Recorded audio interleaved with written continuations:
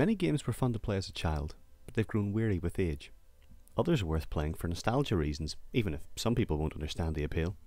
Some games transcend time and become legendary. This time in Retrocity, we're cleaning up the streets.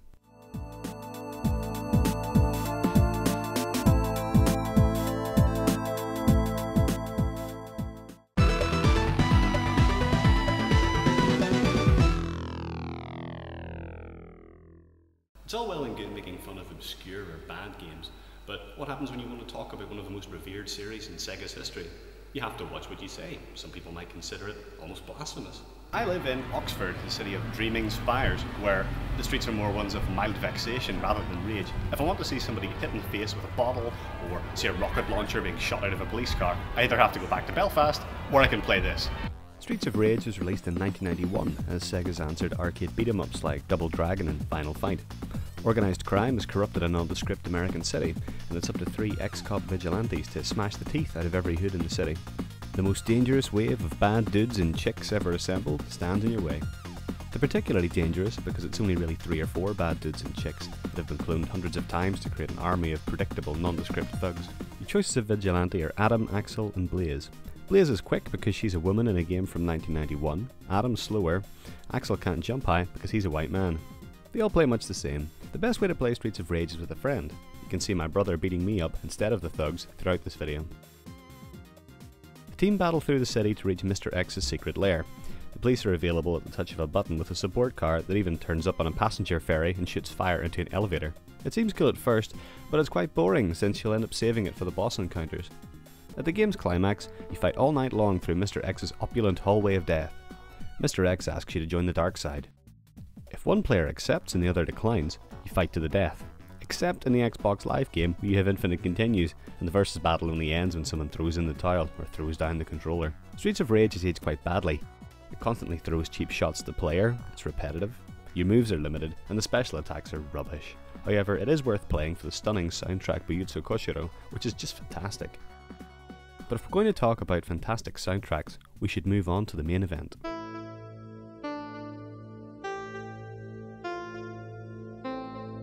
Streets of Rage 2 is one of the best video games ever made. It is a masterpiece. It's basically an enhanced remake of Streets of Rage, taking everything from the unrefined original and buffing it to a gleaming polish. The characters are real individuals now, not just the one fighter with different handicaps. The magic cop car is replaced by a special move that sacrifices your health for some crowd control. Axel's grand upper attack is as iconic as a Street Fighter fireball, which incidentally Blaze can now shoot. The newcomers are Max and Skate. Max looks like a bag of concrete poured into sausage casings. His fists are knuckled hammers. Unfortunately, he's terribly slow, but that doesn't matter much when he's squeezing a thug to death under his armpit. Skate is a little twerp. He's too weak to keep enemies at bay and buzzes around begging to be swatted, normally by me if you're playing as him. Don't pick Skate. This game is relentless, it is bonkers, it is brilliant. On the bridge level, bikers throw hand grenades at you. In the amusement park, you'll get to fight a berserk alien robot, ninjas, and Blanca's best friend from high school. There's a baseball stadium with fire-breathing fatsos and an underground fighting arena where mooks jump in through the elevator on the way down. I haven't even talked about the music yet, and if I'm being honest, I feel bad just talking over it. It's the best game soundtrack I've ever heard. It incorporates electronic dance, techno, electro-funk. In Streets of Rage, the music is an integral part of enjoying the game. Even without the soundtrack, you're still beating up people and having fun. The music elevates it to a whole new level. You really have to play this. I don't care if you don't like games. But I don't know why you'd be watching this if you don't like games, so I'll assume that you do, so please play it.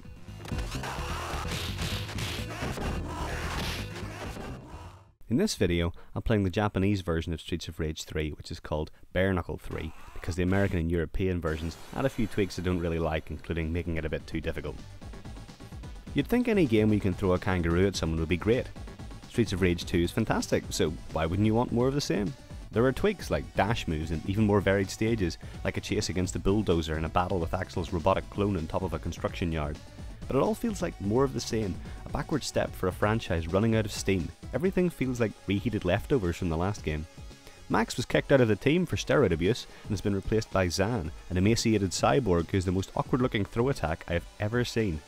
Unfortunately, Skate is still around, rubbish as ever, but you can unlock a kangaroo in the second stage if you beat up his trainer and spare the Roo's life.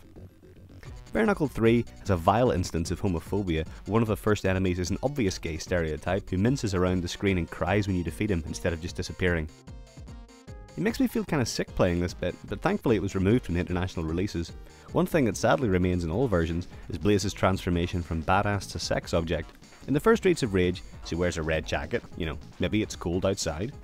In the second, she wears a little less, and I can justify that as a concession to comfort while roaming the streets. In the third game, Blaze needs a sports bra. Her oversized breasts undulate so wildly you could set a watch by them. It's not unsurprising given that many games still portray women this way, but it just adds to the feeling of sleazy unpleasantness I get when I play this game. Again, the soundtrack is well ahead of its time, and in fact, you should probably just skip the game and listen to the music.